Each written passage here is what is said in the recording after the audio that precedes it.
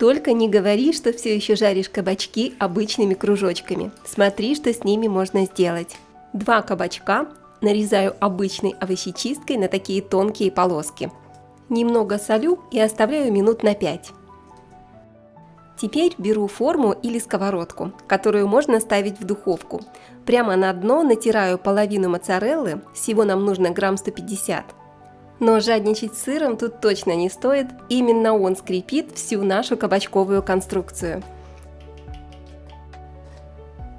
Возвращаюсь к кабачкам, обязательно промакиваю их бумажным полотенцем, это важно, чтобы убрать лишнюю воду, иначе основа поплывет.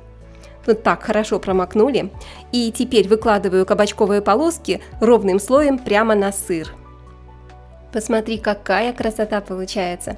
Теперь сверху сбрызгиваю любым маслом, которое есть у тебя на полочке, оливковое, подсолнечное, неважно. И при помощи кисточки смазываю кабачки маслом. И сверху натираю оставшийся сыр. Эта сырная лепешка из кабачков получается такой сочный и эластичный, что вообще не рвется при сворачивании. Тоненько нарезала кабачки, посыпала сырком и в духовку. Проще вообще ничего не бывает. Разогрела духовку до 180 градусов Цельсия, отправляю сковородку с кабачками и сыром и запекаю где-то 15-20 минут. Нам нужно, чтобы сыр расплавился и чуть-чуть зарумянился. А пока быстро берем куриное филе и накалываем его вилочкой. Добавляю сладкую паприку, чесночный порошок, немного черного перца по вкусу и сбрызгиваю растительным маслом. Разогрела сковородку и отправляю курицу, жарю ее по 3-4 минуты с каждой стороны. Одна сторона обжарилась, переворачиваю и оставляю жариться до полной готовности. Достаем наши кабачки из духовки. Смотри, какая классная сырно-кабачковая основа получилась. Она отлично держит форму, совсем не рвется и гнется как надо. Перекладываю ее на доску, смазываю кабачки парой ложек сливочного сыра,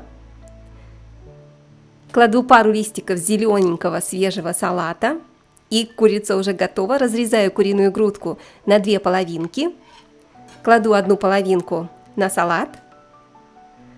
Теперь беру головку, моцареллу, это рассольная моцарелла, она продается в магазине, знаешь, в пакетиках таких или в баночках, залитая рассолом. И отрезаю от нее пару кусочков. И также кружочками нарезаю помидорку. Начинку бери абсолютно любую, кабачково-сырная основа стерпит абсолютно все. И вот так выкладываю помидорки с моцареллой на салатик, сверху вторую половинку курочки. А теперь держим кулачки и аккуратно заворачиваем в плотный ролл. А чтобы ты завернула внутрь, напиши свой вариант, я обязательно попробую. Ты только посмотри на эту сочность, слюнки уже текут. Сохраняй рецепт прямо сейчас, чтобы не потерять, когда тебе отдадут кабачки.